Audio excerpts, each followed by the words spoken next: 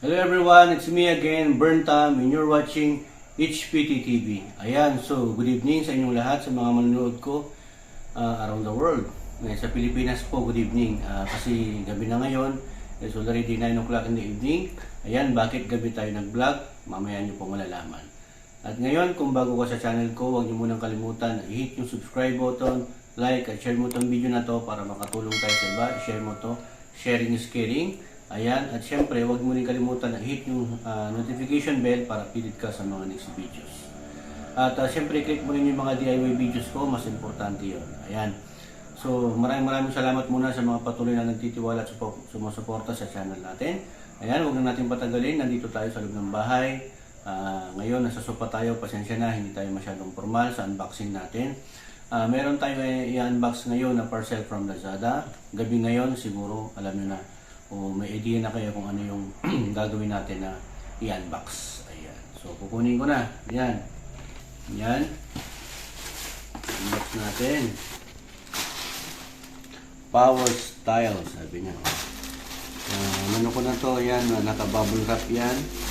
Kasi fragile po ito. Ngayon may box yan. Buksan natin. Oh, nawawala yung package. Charger lang to, USB charger. Ayan, nawawala yung ano natin, yung manual. Pati yung flashlight pala, nawawala. Ayan. Nagayan siya ng ano, kayamanan. Ayun. Ayan pala, nakaka-DIY. Naka-charge na pala yung flashlight natin. Actually, ito yung i-unbox natin at i-review na rin natin. So, ayan, makikita mo yung LED light niya. Pangatlo siya. Pag ganito, charge na to 1, 2, 3, 4 hanggang 4 po yan. Ayun, tatanggalin natin dahil ipapaliwanag natin. So, ayan, pagka nakalagay dito, lilit kasi yan. Ganyan siya. Pwede rin habaan yan. Nawala yung manual niya eh. Ito yung USB cable charger niya. There's mo lang dito. May takip yan actually. Ginagamit ko to for almost 1 or 2 weeks na rin. Maraming time na rin na nagamit ko to sa troubleshooting ng mga sasakyan at iba-ibang gawain. Ayan. 1, 2, 3, 4, 5. So, pang-anim, mamamatay na siya. Okay? So, sa technical muna tayo, specification niya. Well, itong flashlight na to, yung brand niya, OEM, Original Equipment Manufacturer. So, original equipment po siya. Yung bulb na ginamit dito, is Scree-Light po ito, mga ka-DIY. Alam ko ng mga technician yan kung ano po yung sinasabi ko na Scree-Light.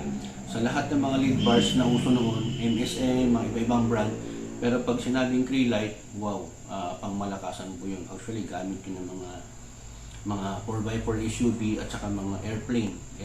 Yan. So, yung bulb na ginamit dito, XHP70. Yan. USB charging na rin po yan. Tapos yung material na ginamit dito, aluminum alloy, military grade, anodized. Yan. Hard anodized po ito, yung mga ginagamit sa airplane, sa mga airplano. Matibay po yan. Waterproof na rin po ito mga ka-DIY. Siyempre, yung waterproofing niya, IPX po yan. Yan, IPX4 dashboard. Water resistant. Huwag nyo lang, hindi po ito pang diving o diver. Hindi po to yung mga, may flashlight po kasi ginagamit yung mga divers. Mga Navy SEAL, o basta divers. Hanggang ilang meters doon sa dagat, hindi po ito ganun. Water resistant and waterproof. Kunwari, nagka-camping ka, ginagamit mo sa labas, nauulanan ka, pwede to, pwedeng ganun, pero wag mo lang ilulubog, hindi pwede. Okay? Tapos yung gear position niya, yung sa flashlight niya, yung pag-ilaw, meron siyang pinakamalakas, medyo malakas at mahina, at tapos meron din siyang blinking pang emergency purpose or yung flashing na tinatawag. Okay? So, yung lumens po niya is maximum of 120,000 lumens. Napakataas po yun para sa Cree lamp na XHP70. Kasi meron ding XHP90 above. Meron pong ganun. So, telescopic din po yan. Pagka hinahabaan mo, humahaba o lumalayo yung ilaw na maabot niya. Pwedeng i-charge to sa yung mga sa car charging, sa laptop, mga ganun. Pwedeng isaksak doon. Bilan nyo na rin ng ano, pwede rin sa power bank i-charge. Yun. So, yung impact resistant niya hanggang 2 meters.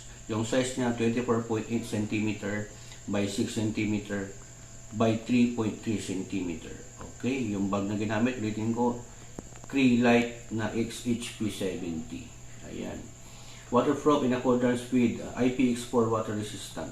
Can be used in rainy weather but cannot put into water. Gaya po ng sinabi ko, it is suitable for working, hunting, climbing, fishing, camping, and outdoor activity. Ayan.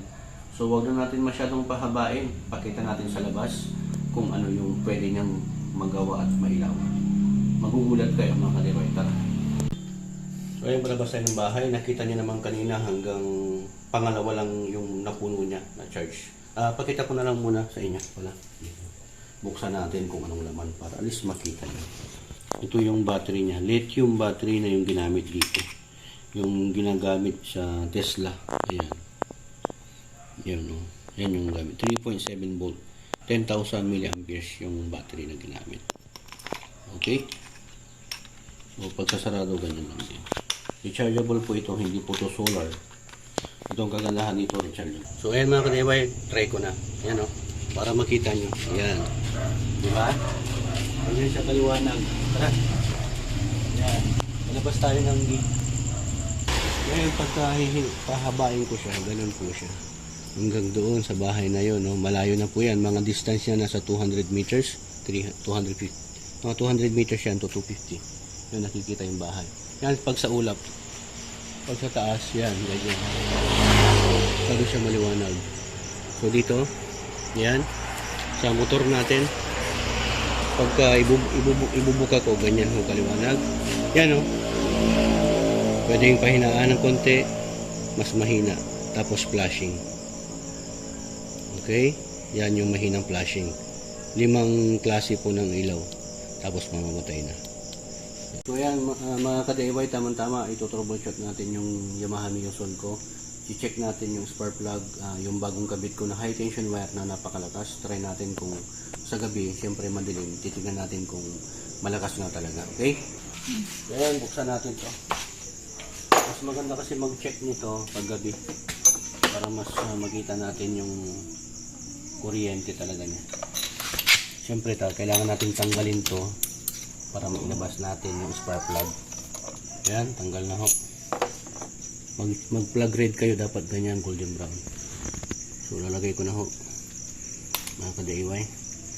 Ngayon siyempre pag ilalagay natin to, pag titestingin natin, dapat papatayin muna yung flashlight. Mas madilim, makikita natin ngayon kung malakas yung X-Speed Racing high tension wire.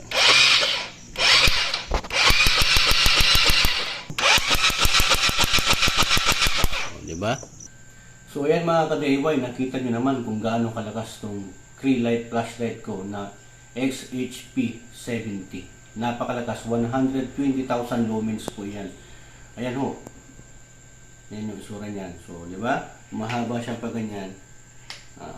Pagka pinaiksi mong ganyan, luluwag to hanggang buong village, kaya niyang ilawan buong kalsada. Actually, hindi ko kayo minamarket. Talagang malakas. So, try nyo, dapat na mabili nyo to. Okay? Yung link niya, ilalagay ko na lang sa description below kung saan ko nabili. Mura lang to, nasa 1,000 plus, 1,500 kasama na po ang shipping. Meron ng mga nagbibenta ng ganito sa Handyman Ace Hardware o sa ibang bilihan ng mga flashlight, nasa 2,000 to 3,000. Kree-Lite. Pag Kree-Lite po kasi talagang yayamanin yan, mamahalin yan kasi high grade. Aluminum material. Aero grade po ang ginamit dito, anodized. Ayun. So, ayan, hoping na nagustuhan nyo itong flashlight natin, yung vlog natin. Okay? Napakalakas. So, diba? So, ayan. Try nyo.